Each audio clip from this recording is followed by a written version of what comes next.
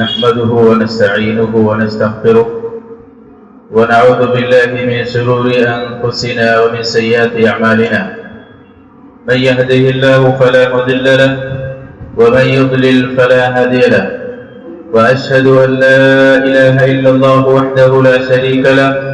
وأشهد أن محمدا عبده ورسوله. يا أيها الذين آمنوا اتقوا الله حق تقاته ولا تموتن إلا وأنتم مسلمون. يا أيها الناس اتقوا ربكم الذي خلقكم من نفس واحدة وخلق منها زوجها وبث منهما رجالا كثيرا ونساء، واتقوا الله الذي تساءلون به والأرحام إن الله كان عليكم رقيبا. يا أيها الذين آمنوا اتقوا الله وقولوا قولا سديدا يصلح لكم أعمالكم ويغفر لكم ذنوبكم، ومن يطع الله ورسوله فقد فاز فوزا عظيما. أما بعد، فإن خير الحديث كتاب الله، وخير الهدي هدي محمد صلى الله عليه وسلم، وشر الأمور محدثاتها، وكل محدثة بدعة، وكل بدعة ضلالة، وكل ضلالة في النار.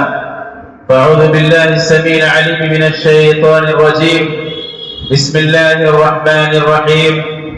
قل لن يصيبنا إلا ما كتب الله لنا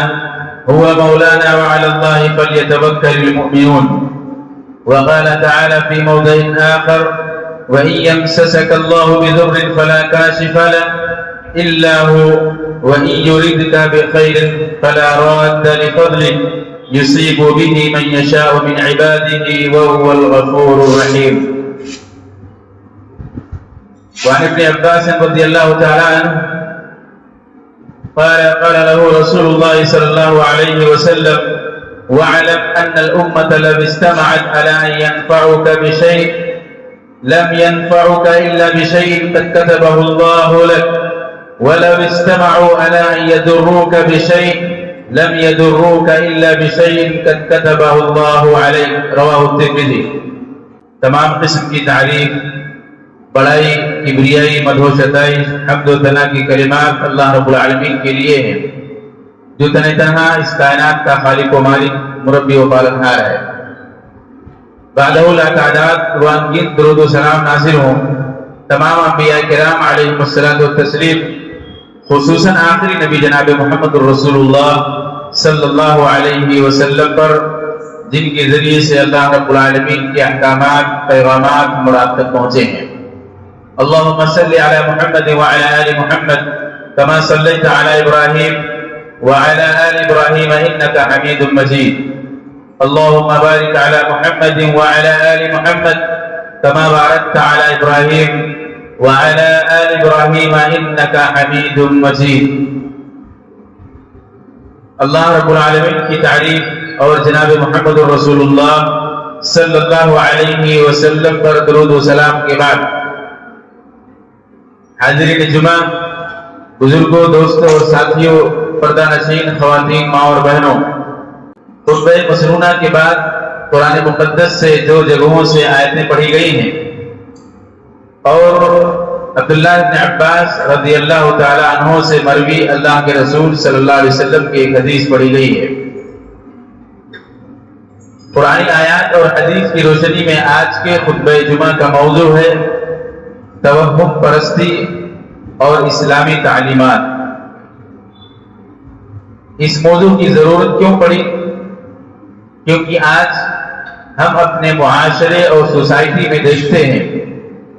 کہ ایک مسلمان باوجود یہ کہ وہ اسلام جیسے اللہ رب العالمین کے پسندیدہ دین کو اپنائے ہوئے بھی غیروں کے روش پر چلتا ہے اور غیروں کے عادات اور اطوار کو اپنی زندگی میں لاگو کر کے اپنے عقیدے، دین اور ایمان کو خراب کر رہا ہے. خصوصی طور سے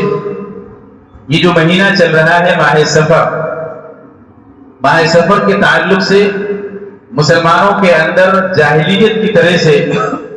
بدعقیدگیاں آج بھی پائی جاتی ہیں، اور بدقسمتی سے آج کی تاریخ 13 سفر اس سلسلے میں مسلمانوں کے اندر عقیدہ پایا جاتا ہے کہ اس 13 سفر کو خصوصی طور سے آسمان سے بہت زیادہ بلاؤں کا نزول ہوتا ہے، آفتیں اللہ رب العالمین کی طرف سے نازل ہوتی ہیں، جس سے بچاؤ کے لیے مختلف علاقوں میں لوگ تیرہ تیزی جیسے بدعت اور خرافات کو کرتے ہیں، جس میں وہ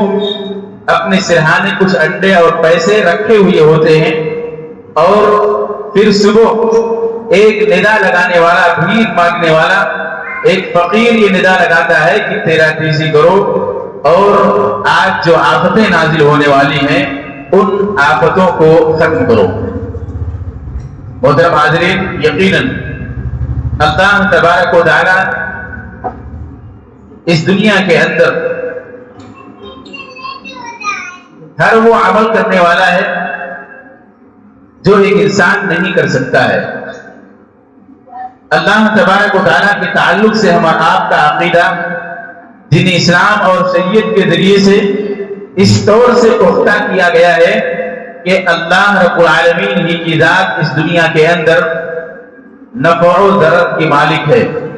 نفع اور نقصان کی مالک ذات صرف اور صرف اللہ رب العالمین کی ذات ہے۔ اسی مناسبت سے قرآن مجید کی جو آیتیں میں نے پڑھی ہیں، اللہ تبارک و تعالیٰ نے ان آیات میں فرمایا، سب سے پہلی آیت میں فرمایا قل لن یصیبنا الا ما كتب اللہ لنا هو مولانا، اے محمد صلی اللہ علیہ وسلم آپ کہہ دیجئے ہمیں لن یصیبنا الا ما كتب اللہ لنا، ہمیں وہی چیز پہنچ سکتی ہے جسے اللہ رب العالمین نے ہمارے مقدر میں، ہماری تقدیر میں لکھ دیا ہو، وہی ہمارا کارساز ہے۔ وَعَلَى اللَّهِ فَلْيَتَوَكَّلِ الْمُؤْمِنُونَ، تو اس لیے مومنوں کو چاہیے کہ صرف اللہ رب العالمین پر بھروسہ کریں۔ دوسری آیت میں اللہ رب العالمین نے فرمایا وَإِن يَمْسَسَكَ اللَّهُ بِضُرٍّ فَلَا كَاشِفَ لَهُ إِلَّا هُوَ، اللہ رب العالمین کی طرف سے اگر کسی قسم کی نقصان آپ کی زندگی میں لکھا ہوا ہے تو اس نقصان کو بھی اگر ٹالنے والی ذات ہے تو سوائے اللہ رب العالمین کی کوئی نہیں ہے۔ اور اگر اللہ رب العالمین نے کوئی فضل، کوئی نعمت آپ کے حق میں، کوئی فائدہ آپ کے حق میں لکھ دیا ہو تو اس فائدے کو کوئی بھی ٹال نہیں سکتا ہے۔ یہ اللہ رب العالمین کا فضل ہے، جسے چاہتا ہے عطا کرتا ہے۔ ایک اور آیت میں اللہ رب العالمین نے فرمایا ما يفتح اللہ للناس من رحمہ فلا ممسک لہ، اللہ رب العالمین اگر کسی کے لیے رحمت کے دروازے کھول دے تو اس دروازے کو بند کرنے والا، اس رحمت کے نزول کو روکنے والا کوئی نہیں ہے اللہ رب العالمین کے علاوہ۔ اور اگر اللہ تبارک و تعالی ہمارے لیے رحمت کے دروازے بند کر دے، رحمتوں کا نزول بند کر دے، تو اس رحمت کو نازل کرنے والی کوئی ذات نہیں ہے سوائے اللہ رب العالمین کی۔ اس کے علاوہ مختلف آیات میں اللہ رب العالمین نے اس بات کا عقیدہ ہمارے ذہن دماغ کے اندر راسخ کیا ہے کہ سوائے اللہ رب العالمین کے اس دنیا کے اندر کسی کا فیصلہ نازل نہیں ہوتا ہے۔ اللہ رب العالمین کے فیصلے کے بغیر اس دنیا کے اندر کسی درخت کا ایک پتا تک نہیں ہلتا ہے۔ نفع و ضرر اور نقصان اور فائدے کے مالک صرف اور صرف اللہ رب العالمین کی ذات ہے۔ اسی وجہ سے جناب محمد رسول اللہ صلی اللہ علیہ وسلم نے حضرت عبداللہ ابن عباس رضی اللہ تعالیٰ عنہ کو بڑے ہی سنہرے انداز میں اس عقیدے کو ان کے ذہن و دماغ کے اندر اس وقت راسخ کیا جب وہ بچے تھے۔ فرمایا یا غلام، اے بچے، احفظ اللہ یحفظک، اللہ رب العالمین کی حفاظت کرو، یعنی اللہ تبارک و تعالیٰ نے اس دنیا کے اندر جو قوانین زندگی گزارنے کے نافذ کیے ہیں اس پر عمل کرو، یا اسی طریقے سے اللہ رب العالمین کے محرمات سے اپنے آپ کو بچاؤ، اللہ رب العالمین آپ کی حفاظت کرے گا۔ احفظ اللہ تجدہ تجاہک، اللہ رب العالمین کے احکامات کی پیروی کرو، اللہ اس کے رسول صلی اللہ علیہ وسلم کی اطاعت و فرما برداری کرو، ہر آن ہر لمحہ تم اللہ رب العالمین کو اپنے سامنے پاؤ گے۔ پھر آگے فرمایا وَاعْلَمْ أَنَّ الْأُمَّةَ لَوِ اجْتَمَعُوا عَلَىٰ أَن يَنفَعُوكَ بِشَيْءٍ لَمْ يَنفَعُوكَ إِلَّا بِشَيْءٍ قَدْ كَتَبَهُ اللَّهُ لَكَ۔ فرمایا کہ اگر دنیا کے سارے لوگ مل کر کے تمہیں کسی طرح کا کوئی نقصان یا نفع پہنچانا چاہیں، نفع اگر پہنچانا چاہیں تو آپ صلی اللہ علیہ وسلم نے کیا فرمایا؟ لم ينفعوا الا بشيء قد كتبه الله لك، اتنا ہی نفع پہنچا سکتے ہیں جتنا اللہ رب العالمین نے تمہارے حق میں لکھ رکھا ہے، اور ایسا نہیں ہے کہ ان لوگوں نے پہنچایا ہے، یہ اللہ رب العالمین نے لکھ رکھا ہے، اس بنیاد پر وہ نفع آپ کو پہنچا ہے۔ اسی طریقے سے نقصان اگر لوگ مل کر کے پہنچانا چاہیں تو اتنا ہی نقصان پہنچا سکتے ہیں جتنا اللہ رب العالمین نے تمہارے حق میں لکھا ہے، اور یہ نقصان بھی ان کے اپنے کیے کی بنیاد پر نہیں بلکہ اللہ رب العالمین کی طرف سے لکھے جانے کی بنیاد پر ہے۔ آگے اللہ کے رسول صلی اللہ علیہ وسلم نے تقدیر پر عقیدے کو مضبوط بناتے ہوئے فرمایا رفعت الاقلام وجفت الصحف، اللہ رب العالمین نے ان باتوں کو لکھ کر کے اپنی قلم کو اٹھا لیا ہے اور سیاہیاں یہ سوکھ چکی ہیں، جس کا معنی یہ ہے لا تبدیل لکلمۃ اللہ، اللہ رب العالمین نے جو کہہ دیا ہے، جو لکھ دیا ہے، اب اس میں تبدیلی نہیں ہو سکتی ہے۔ یہ نصیحت جناب محمد رسول اللہ صلی اللہ علیہ وسلم نے حضرت عبداللہ ابن عباس رضی اللہ تعالیٰ عنہ کو ایسی حالت میں کی جبکہ وہ بچے تھے۔ وجہ یہ ہے کہ بچپنے ہی سے عقیدے کو مضبوط اگر کیا جائے تو مختلف طرح کی جو توہمات آج معاشرے اور سوسائٹی کے اندر پھیلے ہوئے ہیں، ان توہمات سے، ان بدعقیدگیوں سے ایک انسان اپنے آپ کو، اپنے اہل و عیال کو، اپنے بچوں کو بچا سکتا ہے۔ میرے بھائی دوستو، موضوع کیا ہے؟ توہم پرستی اور تعلیمات اسلام۔ توہم پرستی کہتے کسے ہیں؟ جس چیز کی کوئی حقیقت نہ ہو، اس میں کسی حقیقت کے وجود کا یقین رکھنا، یا اسی طریقے سے جس کی کوئی تاثیر نہ ہو، جس چیز میں کسی طرح کا کوئی اثر نہ ہو، اس میں کسی اثر اور تاثیر کو قبول کرنے کے یقین رکھنا۔ مثال، اللہ کے رسول صلی اللہ علیہ وسلم جس دور میں آپ کی پیدائش ہوئی، جس وقت آپ صلی اللہ علیہ وسلم اس دنیا کے اندر نبی اور رسول بنا کر کے بھیجے گئے، اس وقت جاہلیت کے موقع پر لوگوں کے اندر کس قسم کی بدعقیدگیاں اور توہم پرستیاں پائی جاتی تھی؟ کوئی بھی ایسا عمل نہیں تھا برائی کا جو لوگوں کے اندر پایا جاتا ہو، کوئی بھی معاملہ ایسا برا نہیں تھا جو لوگوں کے اندر پایا جاتا ہو، چاہے وہ معاملہ اللہ رب العالمین کے تعلق سے ہو یا اس دنیا کے مخلوقات کے تعلق سے ہو۔ لوگ شجر و حجر، درخت اور پتھروں میں یقین رکھتے تھے، نفع و ضرر کا انہیں مالک سمجھتے تھے، جس کی بنیاد پر اللہ تبارک و تعالیٰ نے جناب محمد رسول اللہ صلی اللہ علیہ وسلم کے ذریعے سے اس بدعقیدگی کو بھی ختم کیا۔ ایک پتھر جو نفع و ضرر کا مالک نہیں ہو سکتا ہے، یہ اللہ رب العالمین کی ایک مخلوق ہے، اس میں ذرہ برابر بھی اتنی طاقت و قوت نہیں ہے کہ وہ کسی کو نفع پہنچا سکے یا نقصان پہنچا سکے، چاہے وہ پتھر، اس کا مقام و مرتبہ اتنا بڑا ہو کہ وہ خانہ کعبہ کے دیوار میں چنا ہوا حجر اسود بھی کیوں نہ ہو۔ اسی بنیاد پر حضرت عمر بن خطاب رضی اللہ تعالیٰ عنہ نے حج کے موقع پر طواف کرتے ہوئے جب حجر اسود کو بوسا دیا تو کیا فرمایا؟ اے پتھر، اے حجر اسود، مجھے معلوم ہے کہ تم نفع و ضرر کا مالک نہیں ہے، ہم اس بنیاد پر تجھے نہیں چومتے ہیں کہ تم نفع و ضرر کا مالک ہے، بلکہ اس بنیاد پر تجھے چومتے ہیں کہ ہم نے جناب محمد رسول اللہ صلی اللہ علیہ وسلم کی آنکھوں سے دیکھا ہے، تجھے بوسا دیتے ہوئے، تجھے چومتے ہوئے دیکھا ہے، اس بنیاد پر ہم چومتے اور بوسا دیتے ہیں، اس وجہ سے نہیں کہ نفع و ضرر کا مالک ہے۔ تو وہ پتھر جو خانہ کعبہ میں چنا ہوا، جنت سے دنیا کے اندر اتارا گیا پتھر نفع و ضرر کا مالک نہیں ہو سکتا ہے، تو یوں ہی عام جگہوں پر گرا پڑا پتھر جسے آج لوگ اپنی انگوٹھیوں میں نگینے کے طور پر استعمال کرتے ہیں اور یہ عقیدہ رکھتے ہیں کہ وہی ہمارے نفع و ضرر کا مالک ہے، کس طریقے سے ممکن ہو سکتا ہے؟ اسی طریقے سے آپ دیکھیں جاہلیت میں جناب محمد رسول اللہ صلی اللہ علیہ وسلم اس دنیا کے اندر قدم رکھتے ہیں، اس وقت یہ بدعقیدگی پائی جاتی ہے کہ لڑکیوں کی پیدائش یہ منحوس ہے، لڑکیوں کی پیدائش کی بنیاد پر ہمارے خاندان، ہمارے قبیلے کے اندر طرح طرح کی آفتیں اور نقصانات ہوتے ہیں، اسے منحوس سمجھتے تھے، اسے اپنی عزت پر کیچڑ سمجھتے تھے، جس کی بنیاد پر لوگ لڑکیوں کے پیدا ہوتے ہی زندہ درگور کر دیا کرتے تھے۔ اسی کے ساتھ ساتھ آپ دیکھیں کہ اس وقت لوگوں کے اندر اس طرح کے توہمات پائے جاتے تھے کہ معمولی دنیاوی طور پر کسی اختلاف، کسی قسم کی کوئی بھی تبدیلی پائی جاتی تو اس سے لوگ منحوس سمجھتے ہیں۔ اسی میں یہ ماہ سفر بھی، اس ماہ سفر کو لوگ ماہ سفر اس بنیاد پر بھی کہتے تھے، صفر سمجھ کر کہ اس کی کوئی حقیقت نہیں ہے کہ اس میں مختلف طریقے سے لوگ آفتوں میں، مصیبتوں میں مبتلا ہوتے ہیں۔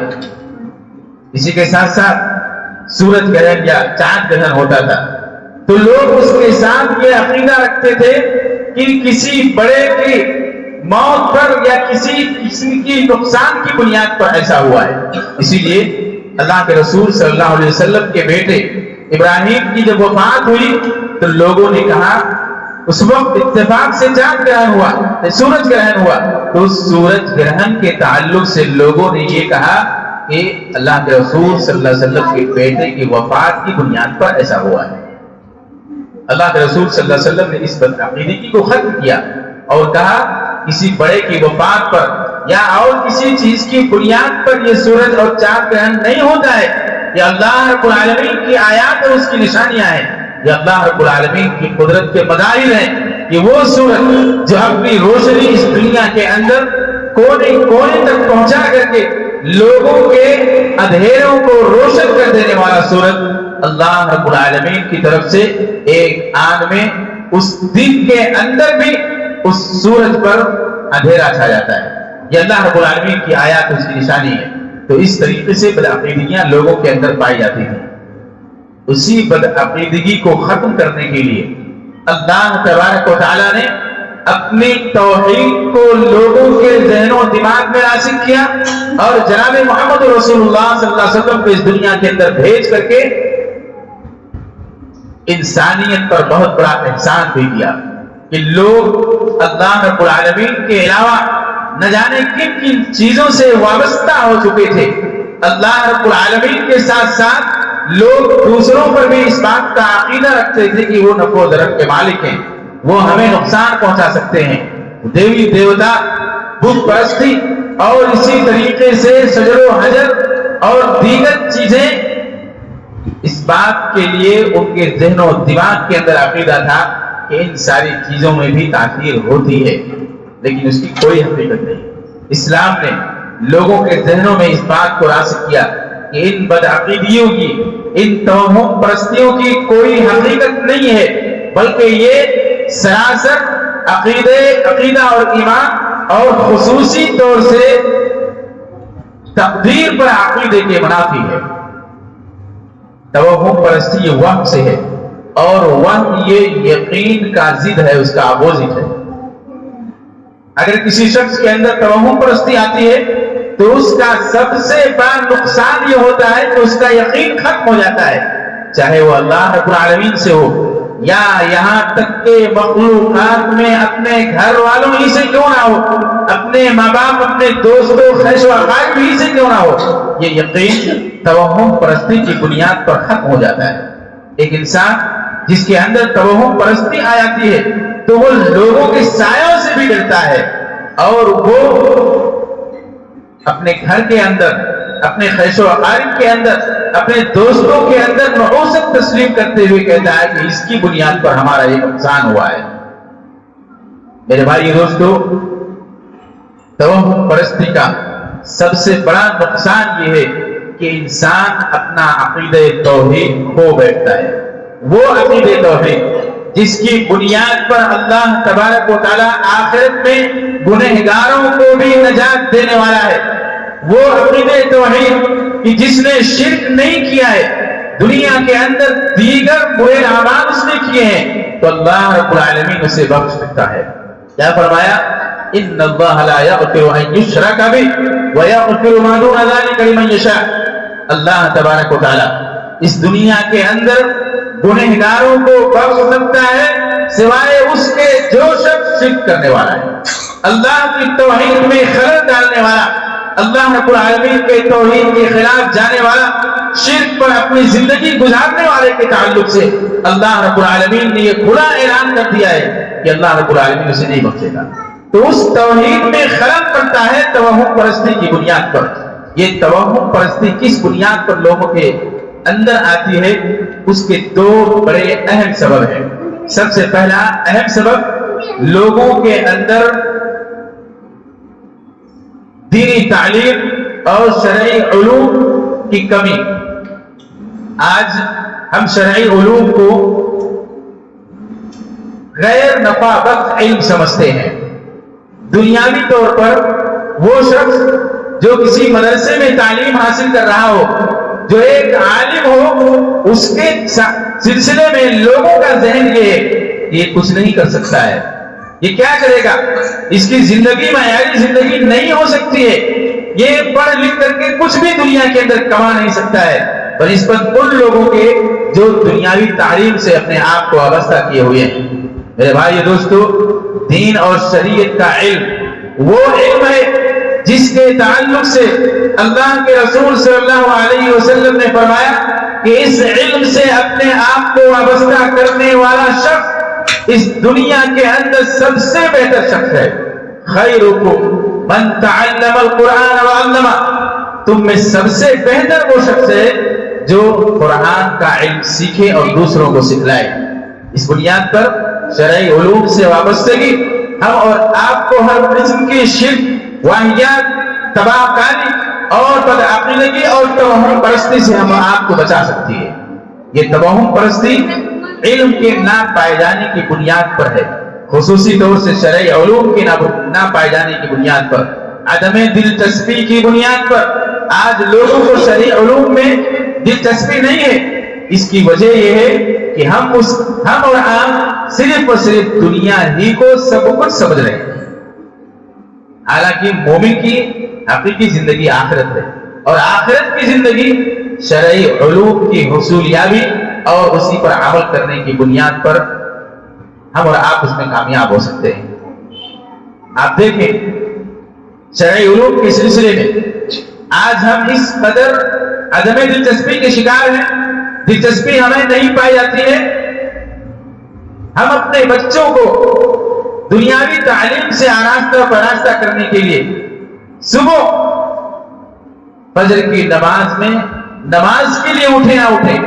لیکن اپنے بچوں کو تعلیم کے لیے اسکول بھیجنے کے لیے اٹھ جاتے ہیں،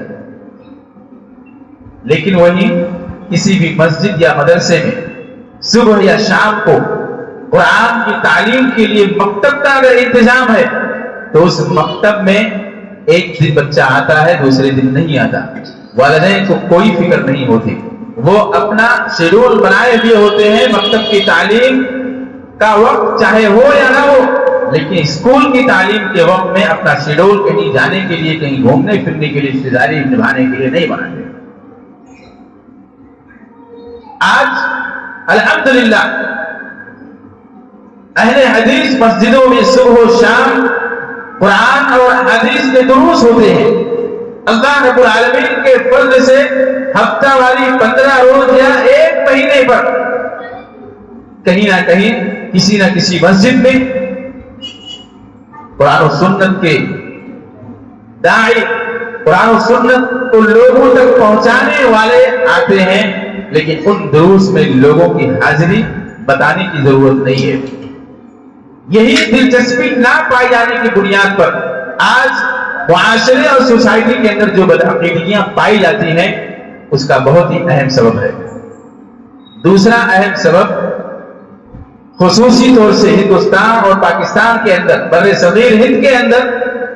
لوگوں کا غیروں کے ساتھ تعلقات اور ان کے ساتھ گھل مل کر کے رہنا ہے۔ اسی بنیاد پر ہم دیکھتے ہیں بہت ساری توہمات اور بدعقیدگیاں ہم مسلمانوں کے اندر غیروں کی طرف سے در آئی ہیں۔ چند بدعقیدگیاں جو ہم آپ کے اندر پائی جاتی ہیں اسے بیان کر کے میں انشاءاللہ باتیں ختم کروں گا۔ خصوصی طور سے خواتین بھی اس توہم پرستی اور بدعقیدگی کی شکار ہیں۔ نمبر 1، بچے کی پیشانی پر یا اس کے چہرے پر کاجل وغیرہ کا نشان لگانا اس بنیاد پر کہ یہ کالا نشان انہیں ہر قسم کی آفات، بلاؤں اور نظر بد سے بچانے کا ذریعہ ہے۔ یہ عام ہے، ہم مسلمانوں کے اندر بھی یہاں تک کہ اپنے عقیدے کی مضبوطی کا دعویٰ کرنے والے اہل حدیث افراد میں بھی یہ پایا جاتا ہے کہ جو ہی بچے کو مالش کریں گے، آنکھوں میں کاجل وغیرہ لگائے تو اسی کے ساتھ ساتھ اس کی پیشانی یا گال پر تھوڑا سا کالا سا کاجل کا نشان لگا دیں گے۔ خواتین خصوصی طور پر اس پہ دھیان دیں۔ اللہ کے رسول صلی اللہ علیہ وسلم نے نظر بد سے بچانے کے لیے، یقیناً نظر بد یہ حق ہے، نظر لگ سکتی ہے، لیکن اس سے بچانے کے لیے جناب محمد رسول اللہ صلی اللہ علیہ وسلم نے ہمیں دعا سکھلائی ہے۔ اعوذ بکلمات اللہ التامہ من کل شیطان وہامہ ومن کل عین لامہ۔ یہ دعا اللہ کے رسول صلی اللہ علیہ وسلم نے اپنے بچوں کو اللہ کی پناہ میں دینے کے لیے سکھلایا ہے، تاکہ اس کے ذریعے سے کسی قسم کی آفت، مصیبت، پریشانی اور نظر بد اسے لاحق نہ ہو۔ شام کے وقت جھاڑو لگانے یا جھاڑو کھڑا کر کے رکھنے سے دولت کی کمی کا یقین رکھنا، آنکھ پھڑکنے سے اچھی خبر کے آمد کا یقین رکھنا، چارپائی پر بیٹھ کر کے پاؤں ہلا رہا ہے تو دولت ہاتھ سے نکل جائے گی، ہتھیلیاں کھجلاتی ہیں تو دولت آنے والی ہے۔ پیاز یا اسی طریقے سے چھری اور لوہا اپنے سرہانے رکھ کر کے سونے سے کسی بھی قسم سے شیطان ہمیں پریشان نہیں کرتا، برے خواب نہیں آتے۔ یہ اس طرح کے عقیدے آپ سوچیں، اللہ کے رسول صلی اللہ علیہ وسلم نے سونے کی دعا ہم آپ کو سکھلائی، سونے کے وقت آیت الکرسی پڑھنے کی تلقین کی ہے، سونے کے وقت سورہ بقرہ کی آخری 2 آیات کو پڑھنے کی تلقین کی ہے، جس کی بنیاد پر اللہ تبارک و تعالی ہم اور آپ کو کس طریقے سے اجر عطا فرماتا ہے، اور اسی کے ساتھ ساتھ اللہ رب العالمین رات بھر اپنی نگرانی میں رکھتا ہے، ایک فرشتہ متعین کر دیتا ہے جو ہماری نگرانی کرتا ہے۔ یہ لوہے، یہ پیاز یا چھری ہمیں کس طریقے سے شیطان سے بچا سکتے ہیں، شیطان سے بچانے کے لیے اللہ رب العالمین نے جناب محمد رسول اللہ صلی اللہ علیہ وسلم کے ذریعے سے مختلف دعائیں ہم آپ کو سکھلائی ہیں۔ اس کے علاوہ بہت ساری چیزیں ہیں، کالی بلی نے راستہ کاٹ دیا، دودھ ابل کر گر گیا تو یہ نحوست شمار کیا جاتا ہے، اور منیر پر کوا آ کر کے بیٹھ گیا، کائیں کائیں بولنے لگا تو مہمان کی آمد کی خوشخبری، یا دوسرا کوئی جانور آ کر کے کوئی اور پرندہ بیٹھا اور وہ بولنے لگا تو مصیبت اور آفت اور بلاؤں کے نازل ہونے کا یقین رکھنا۔ یہ بہت ساری ایسی چیزیں ہیں، یہ ہم اسے معمولی سمجھتے ہیں، لیکن یہ عقیدہ توحید کے خلاف ہے، اور عقیدہ توحید میں خلل کی بنیاد پر ہم اس دنیا کے اندر بھی اللہ رب العالمین کی طرف سے عذاب میں مبتلا ہو سکتے ہیں، اور آخرت میں اللہ تبارک و تعالی ہم اور آپ کو معاف نہیں فرمانے والا ہے۔ تعداد اور ہندسوں سے بھی لوگوں نے آج توہم پرستی کی ہے، بدعقیدگی شروع کر دی ہے۔ ایک نمبر کو لوگ گننا نہیں چاہتے، پیسہ گن رہے ہیں، اناج وغیرہ کو تول رہے ہیں تو ایک نہیں بولیں گے بلکہ کیا، برکت بولیں گے، برکت برکت، اس کے بعد پھر 2 3 4، ایک نہیں گنتے۔ عقیدہ یہ ہے کہ ایک اگر گن لیں گے تو برکت ختم ہو جائے گی، اس بنیاد پر ایک کی جگہ پر برکت کہنا۔ اسی کے ساتھ ساتھ 786 92 92 لوگوں کی کس طریقے سے بدعقیدگیاں ہیں، 420 یہ بھی لوگوں کے اندر بدعقیدگیاں ان ہندسوں کے تعلق سے ہیں۔ ایسا نہیں ہے کہ صرف ہندوستان ہی کے اندر، وہ ترقی یافتہ ممالک کے اندر بھی لوگ ہندسوں سے، جاپان کے اندر 8 اور 4 کے ذریعے سے، اور اسی طریقے سے 13 تاریخ اگر منگل کو آتی ہے تو اسپین میں لوگ اسے منحوس سمجھتے ہیں، اور آج 13 تاریخ سفر کی ہے، مسلمان بھی اسے منحوس اور آفتوں کے نازل ہونے کا سفر سمجھتے ہیں۔ میرے بھائی دوستو، ایک آخری بات یہ بدعقیدگی اگر ہم اور آپ کے اندر نہیں پائی گئی تو آخرت میں اللہ تبارک و تعالیٰ کس طریقے سے ہمیں کامیاب کرے گا۔ اللہ کے رسول صلی اللہ علیہ وسلم کی نہایت ہی مشہور حدیث حضرت عبداللہ ابن عباس رضی اللہ تعالیٰ عنہ سے مروی کہ آپ صلی اللہ علیہ وسلم نے فرمایا کہ 70,000 لوگ بنا حساب و کتاب جنت کے اندر داخل کیے جائیں گے۔ اللہ کے رسول صلی اللہ علیہ وسلم سے لوگوں نے دریافت کیا کہ وہ کون لوگ ہیں، تو آپ صلی اللہ علیہ وسلم نے فرمایا هم الذین لا یسترقون ولا یتطیرون وعلی ربهم یتوکلون، وہ لوگ جو نہ رقیہ کرنے والے ہیں اور اسی طریقے سے جو لوگ کسی چیز میں نحوست کو تسلیم نہ کرنے والے ہوں، یعنی ایسے لوگ جن کے اندر توہم پرستی اور بدعقیدگی نہ پائی جاتی ہو بلکہ وہ مکمل طور سے اللہ رب العالمین پر بھروسہ کرنے والے ہوں، تو ایسے لوگ بلا حساب و کتاب جنت کے اندر داخل کیے جائیں گے۔ اس لیے میرے بھائی دوستو، ان طرح طرح کی بدعقیدگیوں سے، توہم پرستیوں سے ہم اور آپ کو نکلنے کی ضرورت ہے۔ اگر ہم نہیں نکلیں گے تو نہ یہ کہ ہم اپنے دین و ایمان کو ضائع اور برباد کریں گے، بلکہ آئے دن ہم سنتے ہیں فلاں ڈھونگی کے ہاں، فلاں پیٹ پرست ملا کے ہاں لوگوں نے جا کر کے اپنے دین و ایمان کے ساتھ اپنے جیب کو بھی خالی کیا اور بہت ساری خواتین نے اپنے عصمت کو بھی لٹایا ہے۔ لہذا میرے بھائی دوستو، ضرورت اس بات کی ہے کہ ہم عقیدہ توحید کو مضبوط رکھیں، شرک سے اپنے آپ کو بچائیں، ہر قسم کی بدعقیدگی اور توہم پرستی سے نکل کر کے یقین صرف اللہ رب العالمین پر کریں، وہی سب کچھ نفع و ضرر کا مالک ہے۔ رب العالمین ہم سارے لوگوں کو اللہ رب العالمین پر توکل کرنے، اللہ رب العالمین کے سلسلے میں عقیدے کو مضبوط کرنے کی توفیق عنایت فرما۔ ہر قسم کی توہم پرستی بدعقیدگی سے نکل کر کے شرک سے اللہ رب العالمین ہم سارے لوگوں کو اس دنیا کے اندر بچائے اور توحید پر قائم دائم رکھے۔ ربنا تقبل منا انك انت السميع العليم وتب علينا انك انت التواب الرحيم واخر دعوانا الحمد لله رب العالمين۔